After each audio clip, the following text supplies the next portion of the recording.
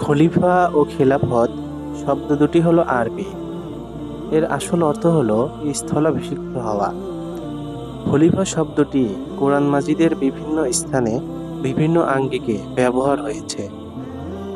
ইসলামের ইতিহাসে খেলাফত বলা হয় এমন একটি প্রতিষ্ঠানকে যা সকল মুসলমানদের কাছে কেন্দ্রের মর্যাদা রাখে। চাই এই কেন্দ্রটি অত্যন্ত শক্তিশালী হোক কিংবা অত্যন্ত দুর্বল হোক, এই কেন্দ্রের মহাপরিচালককে বলা হয় খলিফা, যিনি নেতৃত্বের ক্ষেত্রে ও আল্লাহর বিধান কার্যকর করার ক্ষেত্রে রাসূল সাল্লাল্লাহু আলাইহি ওয়াসাল্লামের খলিফা ও প্রতিনিধি।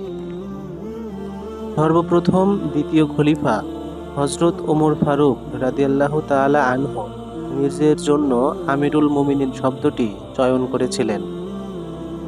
এরপর থেকে সকল খলিফাই আমিরুল মুমিনিন উপাধি ব্যবহার করতে থাকেন। রাসূল সাল্লাল্লাহু আলাইহি ওয়াসাল্লামের ইন্তিকালের পর যখন হযরত আবু বকর রাদিয়াল্লাহু তাআলা আনহু খলিফা হন, তখন মুসলমানরা তাকে খলিফাতু রাসূলিল্লাহ তথা আল্লাহর রাসূলের খলিফা বলে সম্বোধন করতে শুরু করেন। তারপর হযরত ওমর রাদিয়াল্লাহু তাআলা আনহু যখন খলিফা হন, তখন লোকেরা তাকেও খলিফাতু রাসূলিল্লাহ ও অভিধায় ভূষিত করে। সহসা একদিন হযরত ওমর রাদিয়াল্লাহু তাআলা আনহু বললেন, আমি রাসূল সাল্লাল্লাহু আলাইহি ওয়াসাল্লামের খলিফা নই, বরং হযরত আবু বকর রাদিয়াল্লাহু তাআলা আনহু এর খলিফা। আল্লাহর রাসূলের খলিফা ও স্থলাভিষিক্ত ছিলেন হযরত আবু বকর রাদিয়াল্লাহু তাআলা আনহু, আর আমি আবু বকর রাদিয়াল্লাহু তাআলা আনহু এর স্থলাভিষিক্ত। তাই শুদ্ধ ও সুন্দর কথা হলো, সঠিক ও ন্যায়ানুগ কথা হলো, তোমরা সবাই মুমিন আর আমি তোমাদের আমির। এভাবেই আমিরুল মুমিনিন উপাধি ব্যবহার শুরু হয়। তারপর মানুষের কাছে এই শব্দটা অত্যন্ত প্রিয় হয়ে ওঠে। তাদের কাছে এই অভিধা মধু মধু লাগে। তারা তা এতই পছন্দ করে যে পরবর্তী সকল খলিফা এই অভিধায় অভিষিক্ত হতে থাকেন।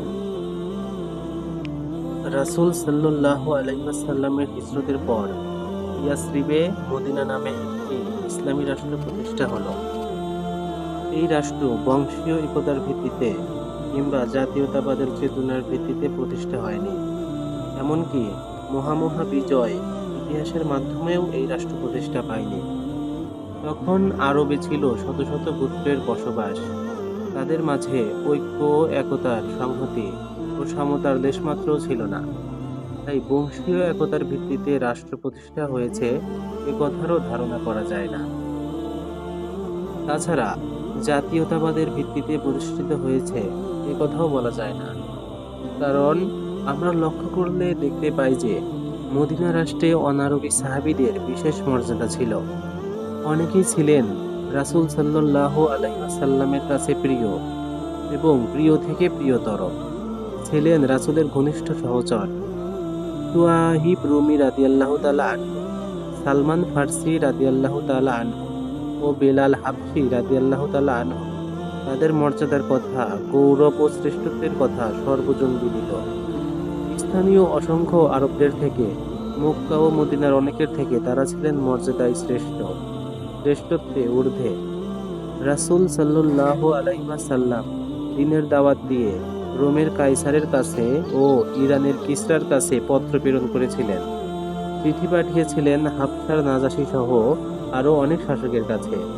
তাছাড়া রাসূল সাল্লাল্লাহু আলাইহি ওয়াসাল্লাম বারবার বলতেন যে অনারবদের উপর আরবদের কিংবা আরবদের উপর অনারবদের বিশেষ কোনো শ্রেষ্ঠত্ব নেই, বিশেষ কোনো মর্যাদা নেই। তাই এ কথা বলার সুযোগ থাকেনি যে ইসলামী রাষ্ট্র প্রতিষ্ঠিত হয়েছে বংশীয় একতায়, মদিনা রাষ্ট্র উদ্ভাসিত হয়েছে জাতীয়তাবাদের চেতনায়। আমরা লক্ষ্য করলে দেখি রাসূল সাল্লাল্লাহু আলাইহি সেদিন আর ওয়াসাল্লাম কাকে দোষ ও দেব? তার জানেশার সাহাবীরা যেদিন শয়তানও যখন বলবে, মক্কা থেকে মদিনা আসেন, খবরদার আমাকে তখন দোষবে তারা না, যুদ্ধ বিগ্রহ করে কেননা বিজয়ের তোমার বেশে উপর মক্কায় আমার প্রবেশ কোনো করেন। আধিপত্য নেই। তারা এসেছেন আমি তো মেহমান কেবল হিসেবে, রাস্তা দেখিয়েছি, বরিত হয়েছেন মেহমানের গুনাহের রাস্তায় মর্যাদায়, তো তুমি এসেছেন নিজেই হেঁটেছ। হিজরতকারী হিসেবে, আশ্রয় পেয়েছেন হৃদয়বানদের সামিয়ানায়। আগত মুহাজির সাহাবীদের সংখ্যাও ছিল মদিনাবাসীদের তুলনায় নগণ্য।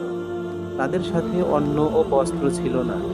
ছিল না সহায় ও সম্পত্তি, ছিল শুধু ইমানের মহাদৌলত, ছিল হীরার ঐশ্বরিক জ্যোতি। তাছাড়া যখন রাসূল সাল্লাল্লাহু আলাইহি ওয়াসাল্লাম ইন্তেকাল করেন, তখন মদিনা রাষ্ট্রের পরিধি 9,27,000 বর্গমাইল পর্যন্ত বিস্তৃত ছিল। অথচ রাসূল সাল্লাল্লাহু আলাইহি ওয়াসাল্লামের সময়ে মক্কা, খাইবার ও ছোট ছোট কিছু এলাকা ছাড়া বড় কোনো ভূখণ্ড বিজয় হয়নি।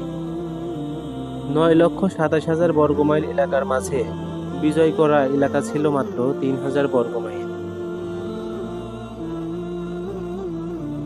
সুতরাং এ কথা কিছুতেই বলা সঙ্গত হবে না যে ইসলামী রাষ্ট্র যুদ্ধ ও বিগ্রহের মাধ্যমে, তলোয়ার ও বিজয়ের মাধ্যমে প্রতিষ্ঠিত হয়েছে।